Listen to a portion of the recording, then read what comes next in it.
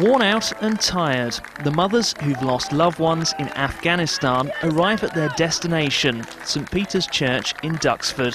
What sort of memories were coming to mind? No, I really don't want to. Just my son.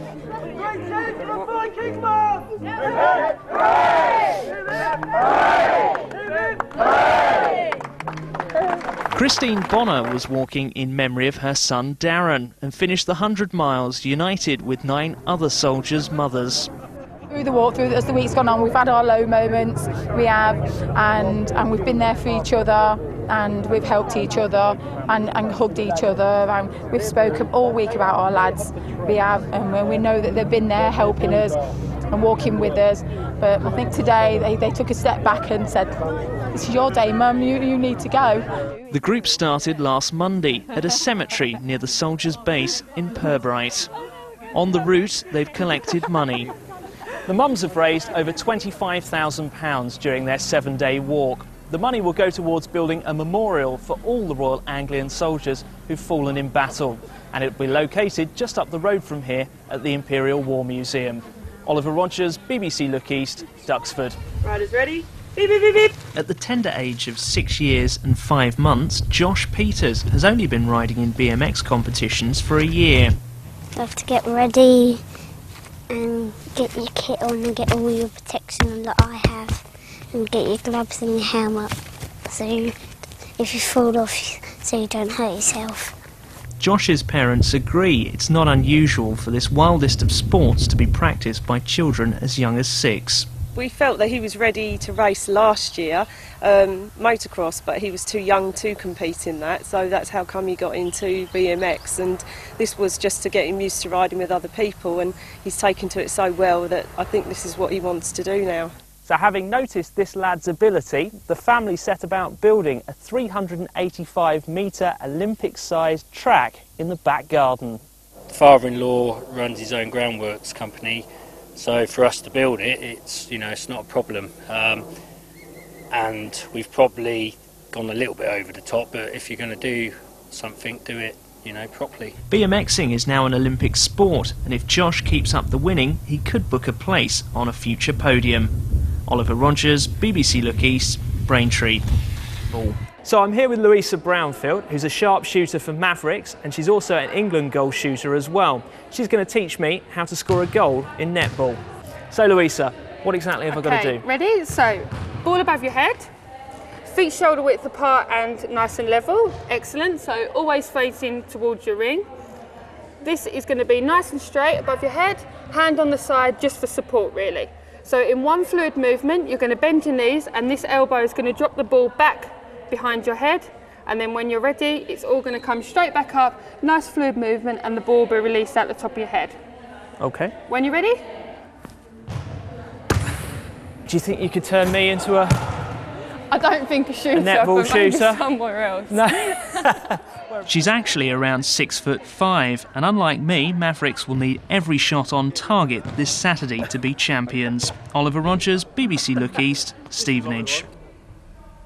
I was about as good as Oliver, Oh, that good. Police in Essex have arrested 4 people in connection with the shooting of Adam Mapleson at Rayleigh railway station a year ago. He was shot in the chest trying to stop armed robbers. This report from Oliver Rogers. Adam Mapleson has been dubbed a have-a-go hero for attempting to foil an armed robbery in May 2007. He was shot in the chest for his trouble. I looked down and then I saw he had a gun. And I just put my hand to my chest, saw a lot of blood and kind of collapsed to the floor. Only one of the arrests was in connection with the incident involving Mr Mapleson, with one man being arrested on Canvey Island. All the people that were arrested at 3 addresses have been taken to police stations in Essex. There were in excess of 150 officers involved this morning, including armed officers from the Metropolitan, Essex and British Transport Police. They were investigating a series of armed robberies that have occurred during the past 9 years. IT consultant Adam Mapleson has recovered but still has a scar. If I go and try and pick up something a bit heavier, I'll just get shooting pains down my right arm, but I'm not going to let it affect how I go on with my life. Officers say they've been keeping Mr Mapleson updated on the progress of their inquiries, and Adam still says he'd do the same again. Oliver Rogers, BBC Look East. More than 700 runners turned out in Chelmsford today to raise money for this year's comic relief appeal. Some took the event less seriously than others. Do something funny for money is the theme of this year's comic relief, and plenty of people took it to heart. Pink wigs and blue wigs. It's my old 70s costume. I normally run in the park and I saw this going on. My dad bought and I stole these from my brother. And I thought, why not run with all these people? Hello! Hi! I'm from France and I think the weather's glorious today. A GB Paralympian from Harlow fired the starting horn and took part herself. Comic relief is about changing people's lives, both here in the UK and in other developing countries. Everybody who is here are helping to raise money. It's all exciting. It's about the spirit of supporting one another, really. The people turned out in style, and if running 6 miles wasn't for you, walking 1 might just be. We had just over 700 people today, quite a few registered beforehand, just over 500, and loads turned up on the day because of the weather. 1 mile to the finish, well done, nice work. Keep it up. We hope to raise over £5,000 with an estimate nearer £10,000. That is dependent on the number of sponsors that people get as they run round. But we've had a good chunk of money come into the office, and we'll be passing that on to Comic Relief. Even Fido the dog did his bit. But do watch out if you go down to Central Park this evening, as you may bump into a few of the strugglers. Oliver Rogers, BBC Look East, Chelmsford. Sandcastles probably aren't on Steve Tilson's mind as he prepares Southend United for the new season. But there's still plenty of summer holiday fun for the fans. You smell! New signings include ex-Luton Town and Chelsea striker Paul Furlong and American goalkeeper Ian Joyce. But with midfielder Alan McCormack out injured for 8 weeks with torn cartilage in his knee, the Southend manager concedes he needs to sign more players.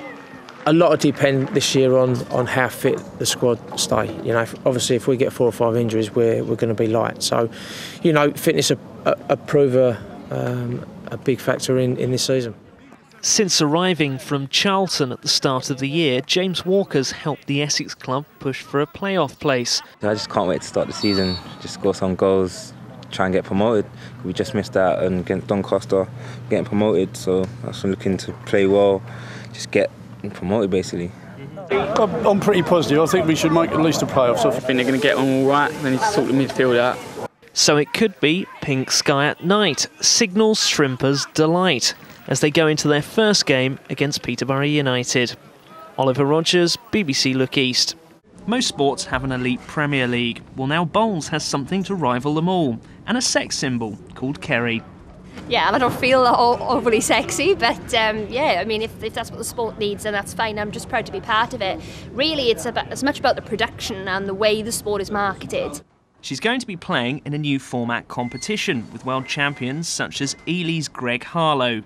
The sets are a lot shorter than we played before, and there's a power play, which obviously we've never played before. So we're just looking forward to see what they do with our sport. The man behind the success of darts, Barry Hearn, is helping to modernise bowls, and there's plenty of local talent involved, including a Stowmarket man who's number 6 in the world. It's a great addition having Kerry here. As you say, she's going to sex up the bowls. I'm not sure I can do that, but she certainly can. But does it meet with the approval of the holidaymakers at Potter's Leisure Resort? The average male isn't going to say no to young, attractive girls there. So yes, anything like that would probably help and bring a certain amount of viewers on board. I don't know anything about them. Are they going to use square balls? Yeah, maybe some younger players, I'm not sure. That would be it really, free chocolate, I don't know. Music these days with bowls, not rap I hope. The spectators can decide this weekend. Oliver Rogers, BBC Look East, Hopton-on-Sea.